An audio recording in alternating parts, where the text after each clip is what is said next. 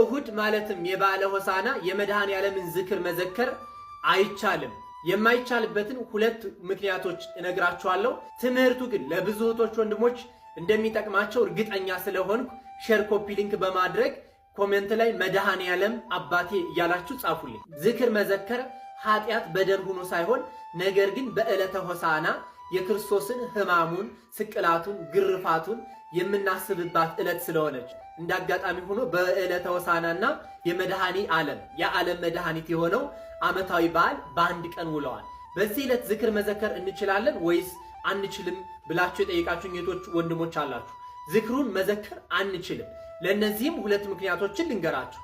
የመጀመሪያው የበዓለ ሆሳዕና ጧት ቅዳሴው በተለየ አስቀድሰን ተባርከን ከቅዳሴው ከወጣን በኋላም ዕለቷን ሆሳዕና ብለን የምናከብርባት የምንዘምርባት፣ ሁሉም ጸሎቶች ስርዓቱ ከተጠናቀቀ በኋላ ደግሞ እንዲሁ ጸሎተ ፍትሐት የሚደረስበት የሚጸለይበት ሰዓት ነው።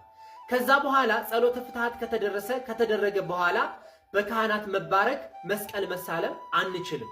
ዕለቱም ወደ ዕለተ ሕማማት ተደርጎ ይቆጠራል። ከዛ በኋላ ዝክር መዘከር አይቻልም። በሕማማት ዝክር መዘከር እንደማይቻል በፍትሐ ነገሥት ሰለስቱ ምዕት የደነገጉት ያስቀመጡት ነገር ነው። ስለዚህ ዕለቱ ወደ ሕማማት ስለሚቆጠር እና ስለሚደረግ ጽዋውን ወይም ዝክሩን በካህናት ካላስባረክ ጸሎት ካልተደረገበት ዝክር ሊሆን ስለማይችል ዝክር ባንዘክር መልካም ነገር ነው። ለዚህም እንደ ማሳያ የሚሆነ አብይ ጾም ሲገባ የመጀመሪያው እሁድ ስርዓቱ ከተፈጸመ በኋላ ወደፊት ያለውን እሁድ ዘወረደ ብለን እናከብረዋለን።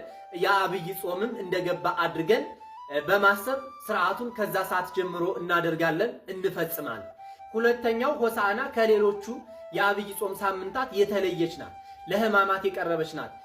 ቅዳሴውም ስርዓቱም የተለየ ስለሆነ በዚች ዕለት ቅዳሴ ማስቀደስ፣ ቅዱስ ቁርባን መቀበል፣ ራሳችንም ለሕማማት ሳምንቱ የምንሰራቸውን ለመንፈሳዊ ስራዎቹ ራሳችን ማዘጋጀት ይገባናል እንጂ ዝክር በመዘከር ስም በተድላ በደስታ ማሳለፍ አይገባል።